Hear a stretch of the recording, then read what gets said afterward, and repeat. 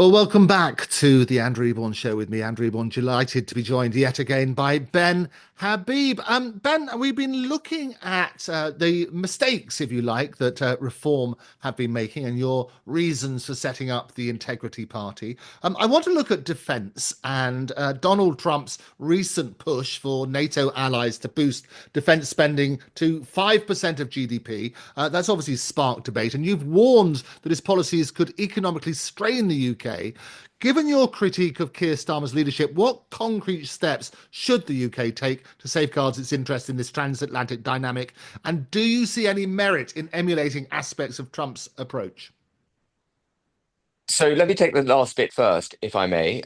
Unless we emulate Trump's approach, we're going to be in dire straits. I talked in the earlier part of the program about the need to ditch DEI, to ditch the drive towards net zero and so on, which is so damaging to our economy.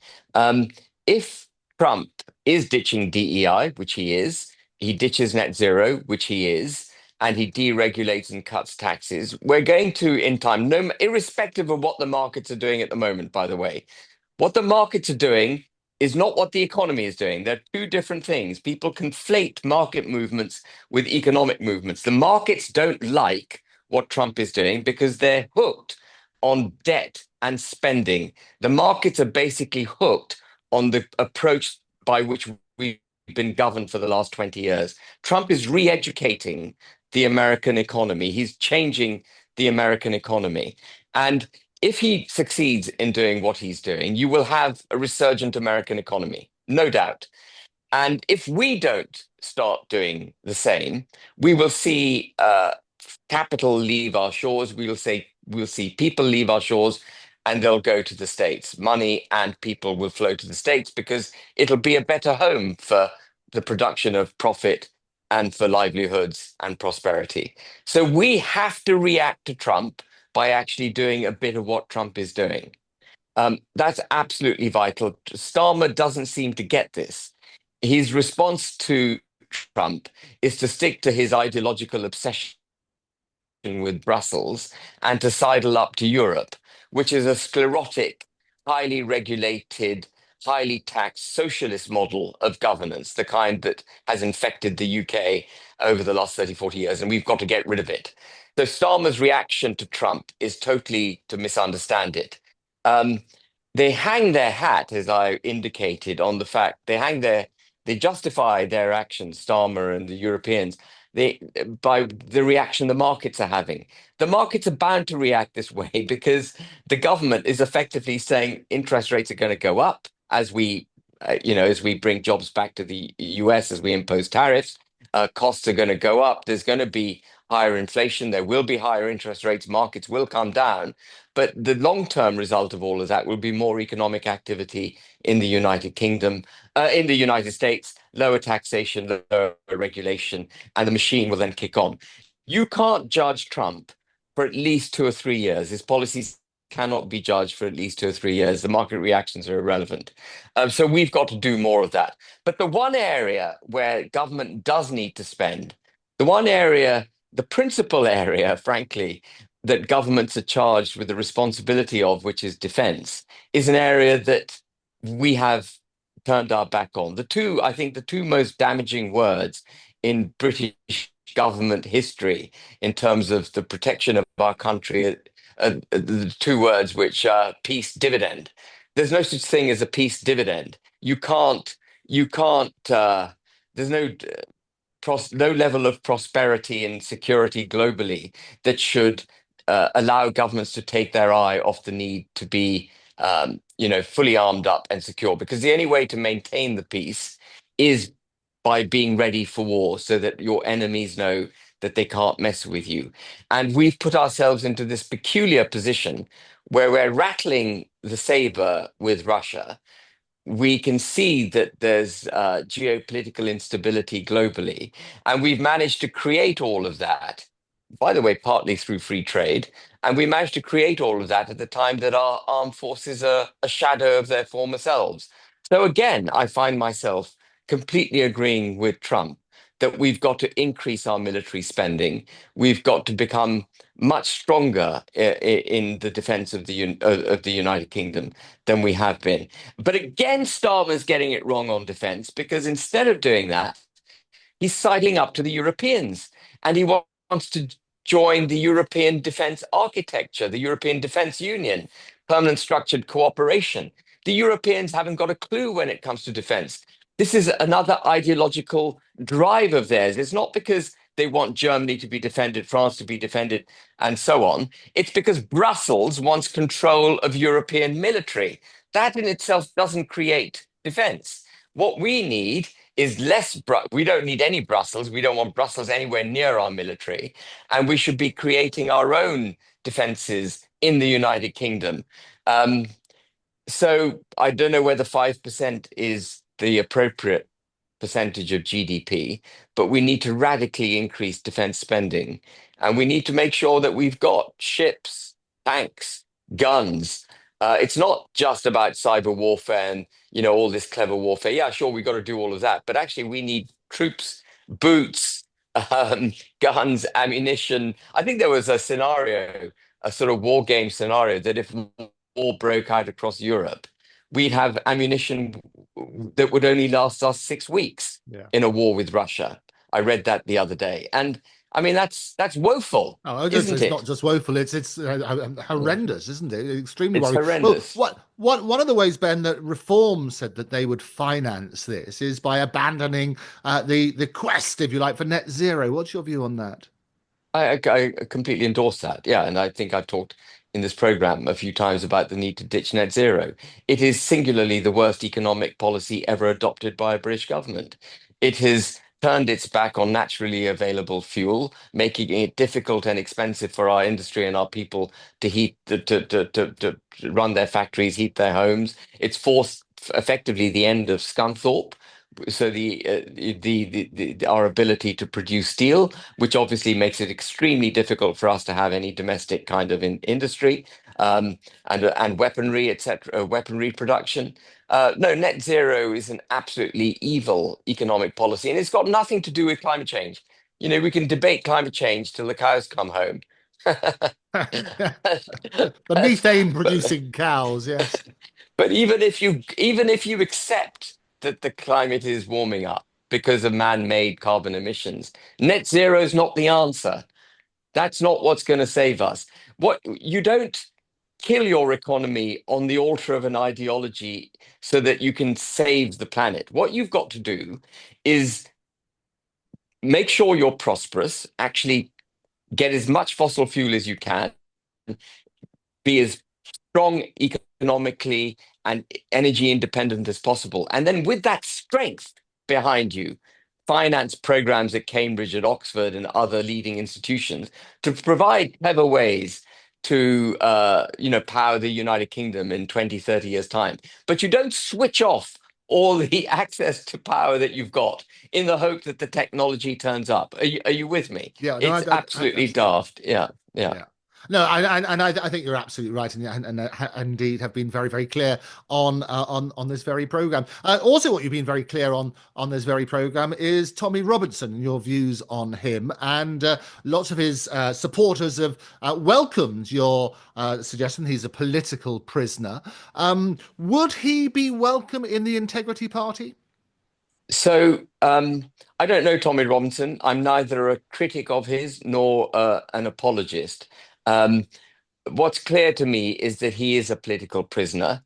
The other thing that's clear to me is that he is a British citizen, and as far as I'm aware, he's on the electoral roll. And if he's on the electoral roll and wishes to join this new party, and he's not a member of any other party. That's one of the rules we're going to have, Andrew, is you can't be a member of any other political party if you wish to join this new party. If he is prepared to tick those two boxes, if he's on the electoral roll and prepared just to commit to being a member of our party, then he's most welcome to join. It's unlikely, highly unlikely, that we would have him anywhere in the hierarchy of the party.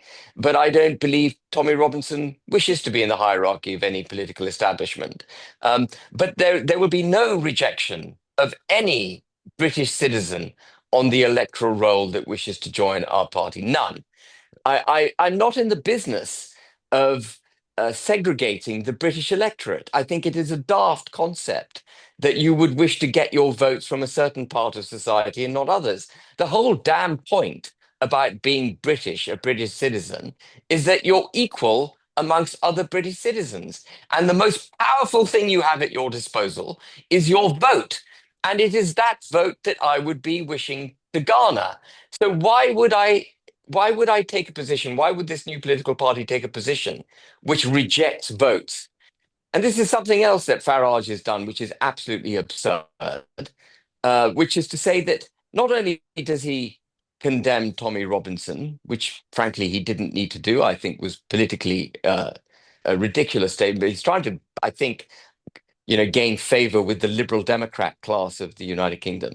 But the more daft thing he did was to say that he didn't want anyone who likes Tommy Robinson to vote for Reform UK, that they wanted nothing to do with that lot. Well, that lot are British citizens, potentially hundreds of thousands, if not millions. But it tells you, it attests to where Farage's mind is.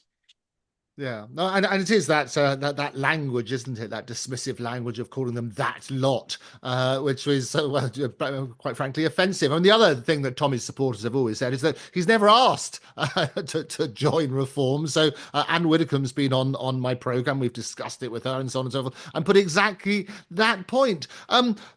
Fundamentally, though, it's a lot to do with obviously freedom of speech, and we've seen protests in London about hate speech laws, with Tommy's case being a flashpoint. The Tories are today vowing to scrap non-crime hate incidents, arguing they stifle free speech. How would you build on this to protect free expression whilst fostering national unity? So, we had freedom of speech when I was a child. There was no problem. We challenged everything. I mean, some of the things I said as a child, frankly, were abhorrent. Even now, there are films. When I say abhorrent, it's because I was prone to being rude from time to time to my peer group. But even now, Andrew, when you watch a film that was made as recently as 10 or 15 years ago, you get trigger warnings. And which is effectively a sign that free speech is being eroded because you're not allowed to hear stuff on television. It's an affront to our sensibilities. Um, what we don't need a new law for freedom of speech, as has been advocated by some, even on my side of the debate. What we need to do is repeal all the laws that have created the absence of freedom of speech. Freedom of speech is the default position. We don't need a law to tell us how we can talk freely. That is our natural disposition. What we've got to do is get rid of the laws that prohibit us from speaking freely. And, at the heart of all of this, I think, is stuff like the Human Rights Act, the Equalities Act, the Online Harms Bill, which the Conservative Party brought in, obviously getting rid of non-crime hate incidents, and so on and so forth. What we've got to do, and what any incoming so-called, I'm not going to call it right-wing, I'm going to say pro-British party gaining government. One of the first things it's got to do is just burn every bit of legislation pretty much that's been put in place over the last 30 years. Just burn it. Get rid of it. Dismiss all the quangos, unpick all the international treaties, and burn the legislation. And if that's your only thing that you put in your manifesto, actually, you'd probably be on to a pretty good thing. Yeah, no, absolutely. Well, it's an ongoing debate about balancing free speech with public safety. We've always said it's the cornerstone of our democracy. And Descartes would say, "If I think, therefore I am." Well, in the UK, I think, therefore I am arrested. Was that sort of policy? I mean, you've criticised elites for overreach. How would you ensure police focus on real crimes without undermining community trust? So again, I just remind people of where we were as children. I mean, you will remember this, Andrew, because I don't think you're much different in age to me. We had bobbies on the beat who were armed with nothing more than a truncheon, and they looked like friendly policemen. They didn't have flak jackets on, caps, and weren't armed to the teeth. And what we now see, we don't see any bobbies on the beat. We don't see bobbies on the beat. What we see is armed policemen in cars, in panda cars, often with their flashing lights on to get past the traffic. it's become us and them. And it's become necessary, partly because the police aren't actually doing policing work. And so the little time that they do send on the streets has become a more draconian existence for them. But also because of multiculturalism, because of the divisions in society, because crime as a result has gone up dramatically. Knife crime is up 70% over the last 10 years. Every form of serious crime is up dramatically over the last 10 years.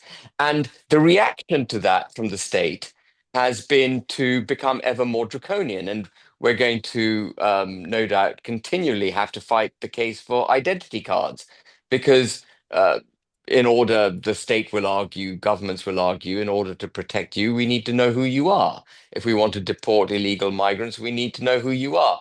But this is all sticking plaster. This is all making a bad situation even worse.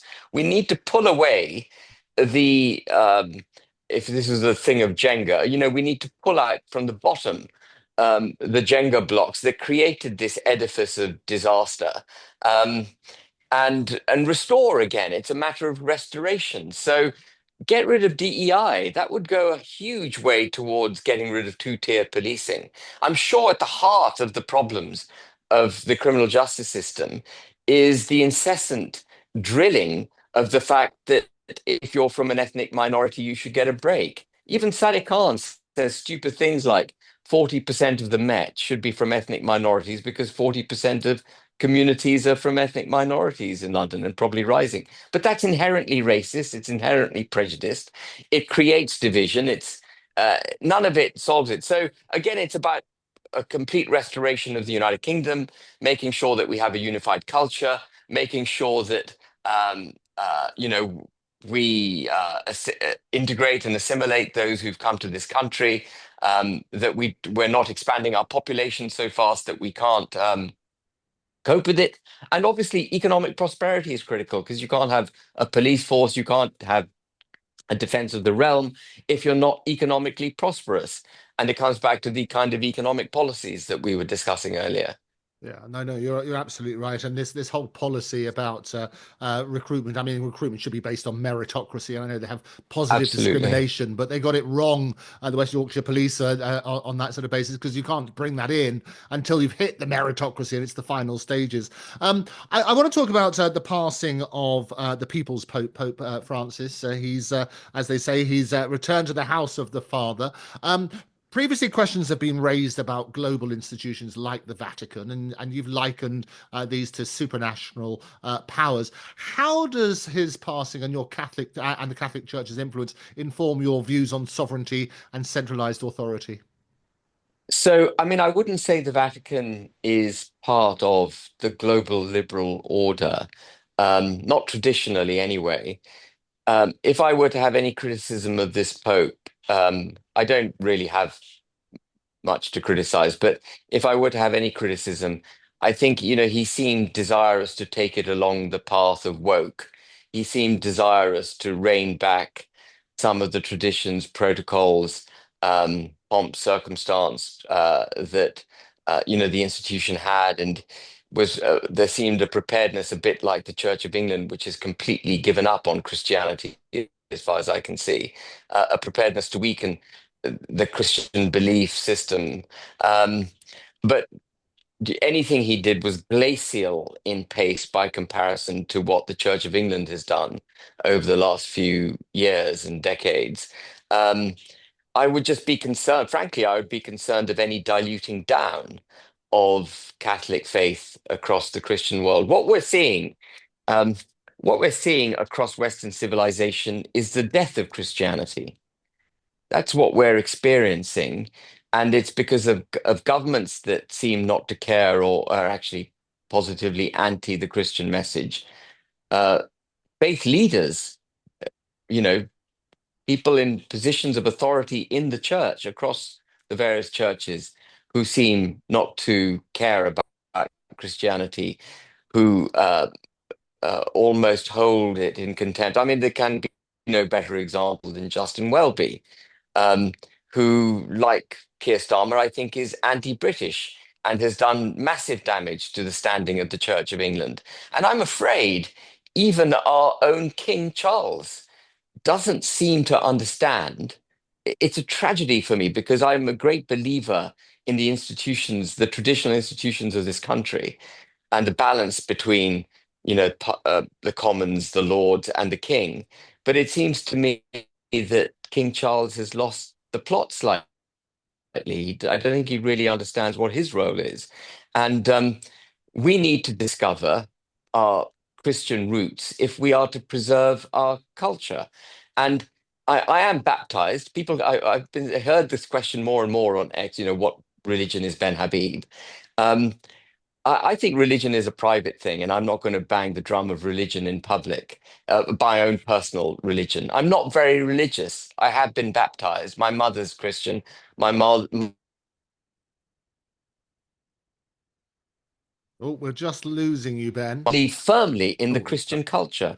I believe firmly in the Christian culture, whether or not, one is a practicing Christian. And we've allowed that culture to be damaged greatly. People like Welby have allowed it to be damaged, and we need to be more assertive about it. That the Vatican and Catholicism won't follow the trajectory that the Church of England has followed.